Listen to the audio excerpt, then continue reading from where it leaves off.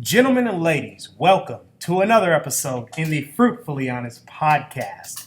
This is Robert Jones today, and I'm going solo. Jack is not in the building at this time. He has went back to his house, and I am recording this in study hall.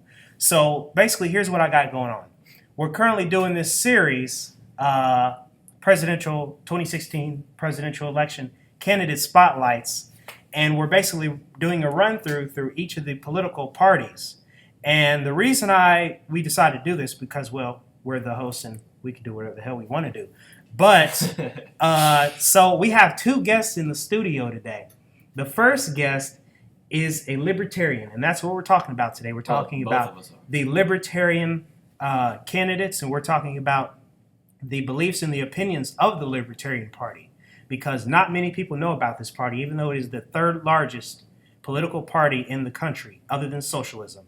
So, the first libertarian, his name is Leo. How do I pronounce your last name? Leonardo Tilippis. Leonardo Tilippis. Get closer to the mic. All right. There we go. So, Leo, it's nice to be here with you today. I sit with these guys at lunch, and they're pretty fun, and they're pretty cool, and they're libertarians, so I like them. So, the second guest we got over here is Elliot Ball. Tell us a bit about you, Elliot Ball. I'm a libertarian. You're a libertarian. Okay. That's all you're allowed to know. Yeah. That'll work. So, we're going to talk about the issues, and we're going to talk about who is running. So, the first thing we're going to do is talk about the topic of libertarianism and why it's important. So, why do you guys think the Libertarian Party is important? You can start, Leo. All right. Well, I think libertarianism is important, and a lot of Americans agree with it because it was what this country was founded on. It's the belief that government doesn't have the main authority that people do. So people can decide how to run their lives, and they have the right to be free and do whatever they want as long as they're not infringing on someone else's rights to do so. It's basically the main principle of it. Perfect. That is perfect. So, Elliot, tell us what you think the meaning of Libertarian Party is and why it's important. Well, as Leo said, it's definitely about the choices that people make, the liberty and freedom that they have based on the Constitution. That's what the forefathers were always about. Mainly, if I could sum it up in two words, two things, it's about minimum government and maximum freedom. Now, that sounds great. The Constitution is not like the main guiding principle. It's more that first one that I mentioned, but the Constitution is like very in line with that. Yeah. So obviously libertarians are the most Constitution party, but there's also a Constitution party, and there are some things in the Constitution that I'm sure we would have a problem with. Yes. But we would follow them because that's the Constitution. Yeah. So some of the main ones. Another question I wanted to ask you guys was why you became libertarian and how you became libertarian, and also how did you discover libertarianism? Elliot, why don't you start us off this time? Becoming libertarian, I didn't know about it. I didn't know there was a party. But when I heard about 9/11 and I really, did my own research, I found that it seemed a bit like a stretch to be a reality. So I started questioning. Like that the government did it. Yeah. Not that like you think that 9/11 was a big, hologram or whatever. No, I just think the story behind what happened doesn't make sense. Was a propaganda. The official statement. And we discussed that on our podcast, Fruitfully Honest, a couple of weeks ago in our series 9/11 Building 7, which you should be sure to check out if you have not checked it out yet. Yes. So keep finishing what you were saying. That opened me up to not trusting your government and being independent and minimal government, no regulation, all that stuff. And so I think I found out about libertarian, like the party, from Leo, probably. Okay. Like I swear to God, you said you were libertarian to me, like I don't before know. I even could have been somewhere on the internet. I didn't. Yeah. So what do you mean by no regulation or limited regulation? Because I hear a lot of libertarians throw this term out. And do you want it to be like how it currently is with the crony capitalism and that kind of stuff? Is that what you mean by no regulation? Well, I love capitalism. I do too. Is that an open question? Because I can. Yes, you can answer that too. All right. So the thing about crony capitalism is it's the opposite of what libertarians want and what a libertarian society would result in. Because what crony capitalism is corporations lobbying for the government to make more regulations to out-regulate small business. So the $25,000 license to sell some kind of fruit, Walmart can afford that. But the small mom and pop business that was giving Walmart trouble in that town, that Yeah. they can't afford that, so they go out of business. So that's how crony capitalism works. Yep. So And it's also kind of what we talked about in our Hillary Clinton analysis episode, where you have these large corporations that can donate money to political parties in return for these political favors.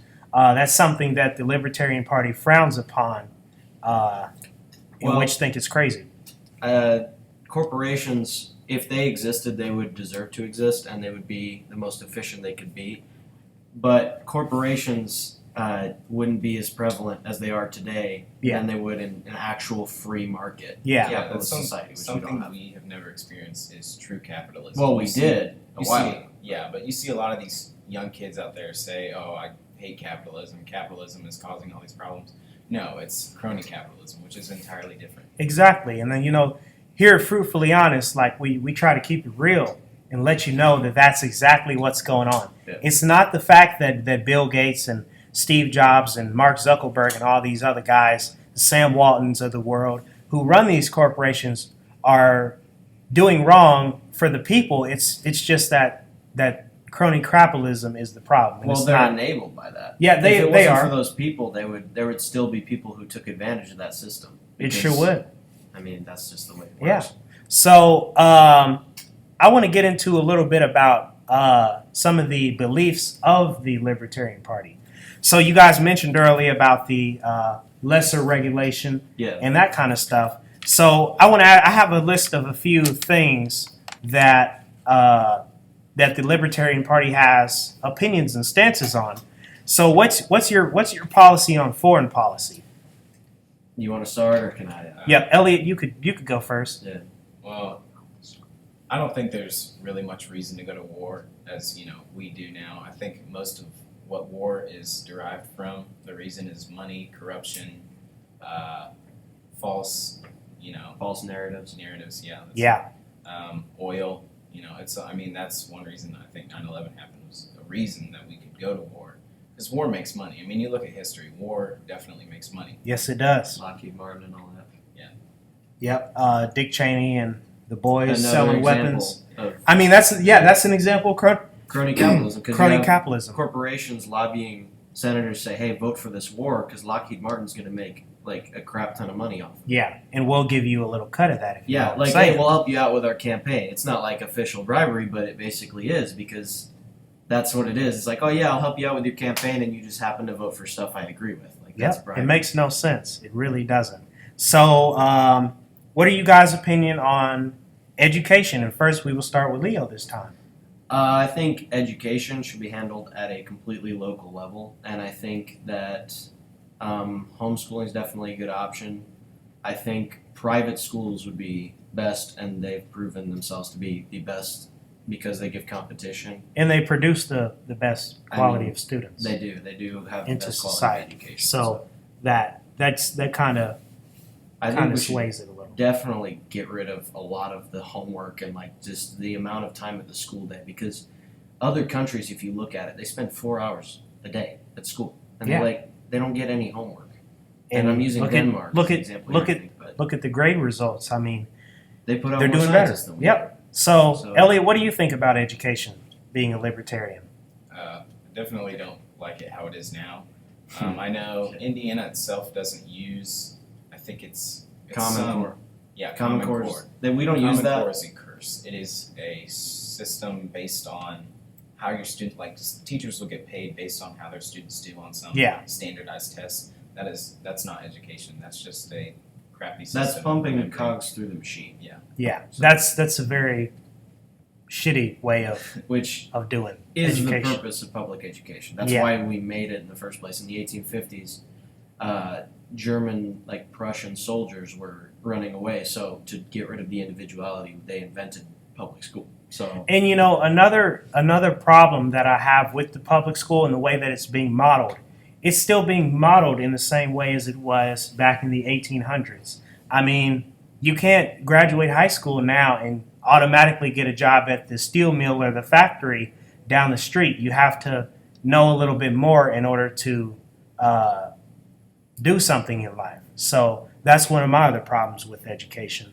So A lot of that's corporate tax too. yeah, Got rid of most factories and the EPA regulations. They get rid of all the and send them overseas, and Yeah. that's what Donald Trump is. to China, Yeah, who to China, will gladly take them because Yeah. they're not stupid. and you don't have to pay them, as much over in China. Yeah. So, what is you guys' beliefs on immigration? Because I know this has been a very big issue in the news lately.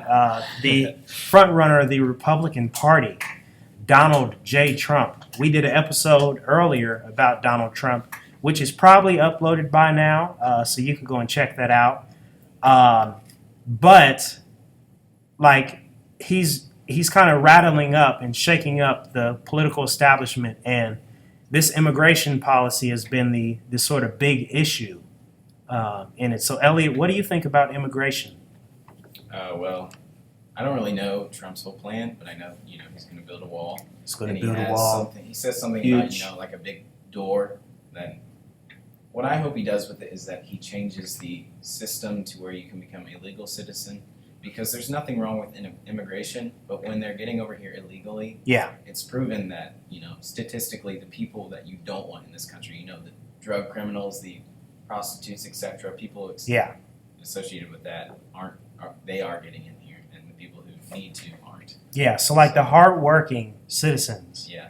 and I'm not stereotyping the whole group of Mexicans, but Yeah. the hard-working immigrants are the ones that do not come over. And then the ones that do come over that are hardworking, they come over legally. So Well, this is kind of a issue dear to my heart. yes, because both you my are parents are from Argentina. your parents are immigrants. Are they illegal? No, they were legal. They are legal. Yeah, my dad got a student visa here, I think, and a work visa because he got hired by a programming company here. But yeah, they both came here legally. But I know illegal immigrants, and I'm friends with a lot of them. And the thing is, a lot of people are basing kind of prejudice against illegals in the sense that they think that they're coming over here and taking our jobs, and they're just living off of the state. Well, they are taking our jobs, but here's why: because they don't get paid $7.25 an hour. They don't need to pay some of it away to taxes. They can get paid whatever they need to get paid, which I think there should be no minimum wage because that would get rid of that problem. Second, I think that illegal immigrants they don't qualify for welfare or anything like that. So that narrative is completely false. Yes, I don't like it when people say that they're getting all these resources and they're sucking up our welfare Really, and everything. They're the only ones producing anymore. Because if you look at immigrants versus any other group, you have all of the domestic people here. They're all they're all quitting their jobs or faking getting fired or whatever and going on Medicare and Medicaid. So that they can collect a government check. My dad he does the billing for his psychological clinic, and he sees this every day. He makes more money off of Medicaid and Medicare than anything else. And people are just quitting their jobs in massive amounts of numbers, and they're just getting free stuff off of the government. So really, illegals are the only ones stimulating the economy right now. So we need to have an Ellis Island kind of open border policy where, Interesting. are you a violent criminal? No. Do you have any diseases? Which now we can cure most of those. So we can just put them in a quarantine or whatever. And no, okay, you're not a criminal. You're not a known terrorist who's giving us a fake address like we saw in San Bernardino. No, let them in. Okay. I So the economy. How do you guys suggest that we would fix up the economy? One thing I'm very passionate about is auditing the Federal Reserve. Because Yes. they are a curse, and basically their system of how they produce money and just inject it into our economy causes inflation, lowers the value of the dollar, and it literally will destroy us. We need to go back to a gold standard. Yes, we do. are back on something that actually- I've been a big fan of auditing the Federal Reserve. Federal Reserve and the IRS. Right. And that's kind of dangerous saying, but Yeah. here, They fruitfully got honest, shot we're for gonna keep it real. And JFK, We are fruitfully honest. he did So, he did Yeah. get assassinated because of the issue. Wasn't it a couple weeks before he was planned to bring back the gold standard? Yeah. Or he did, and then that was one of the first things LBJ did when he got in office was Lyndon B. revert that. Johnson, Yeah. Abraham Lincoln tried to change the dollar. Was it Andrew Jackson? I think and He got Andrew rid of the Jackson, central he bank. got rid Yeah. of the central bank. Anybody who has ever tried to mess with the private bank has been attempted to. They've tried to